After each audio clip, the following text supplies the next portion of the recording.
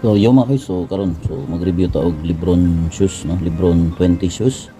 So ano na siya mga guys, Lebron pink diamond shoes no, pink diamond Lebron 20. So napalit na ko na siya diri sa Thailand no, sa print import no diri sa Hajay Village mga guys.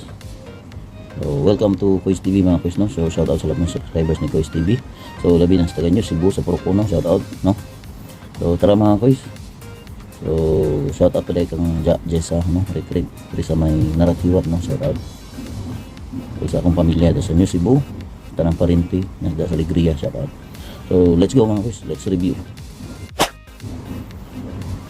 So kanina siya mga guys. Mo ni ang tubangan. Mo ni sa Lebron 20. So ang kuan ni next generation no. Next generation ang nag-design ani no. Lebron 20 mga guys, pink diamond. So mo ni siya. Yang tapakan mga guys. Nindot niyo. Medyo hugaw kay kuan ang gigamit niya kay isa.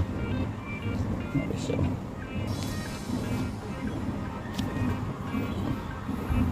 So diri sa pikas isa lang siya nga Nike. Diri kay doble. Murag tiger color na black. Pink ni siya mga kuys no, Lebron 20.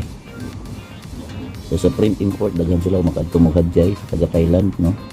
Labi na diri sa south. Mao ni siya mga kuys, daghan sila nahugaw na siya gisuot na ko na kaysa. Lebron. Ano siya mga kuys eh.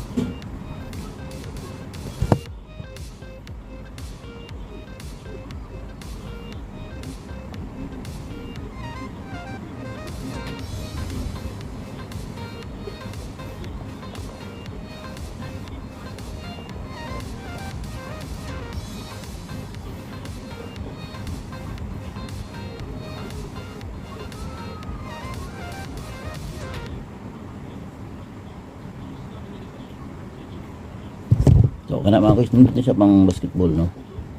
So pang indoor kay kunindot iyang ko ano, tapakan. Pilit. Mga guys. So kana na mga guys, so thank you for watching sa kay Kois TV mga guys no. So if you want more videos from Kois TV, so random atong videos na shoes review, hotel review, tanan random. Mga laag, travel, mukbang na tanan mga guys no. So thank you for watching.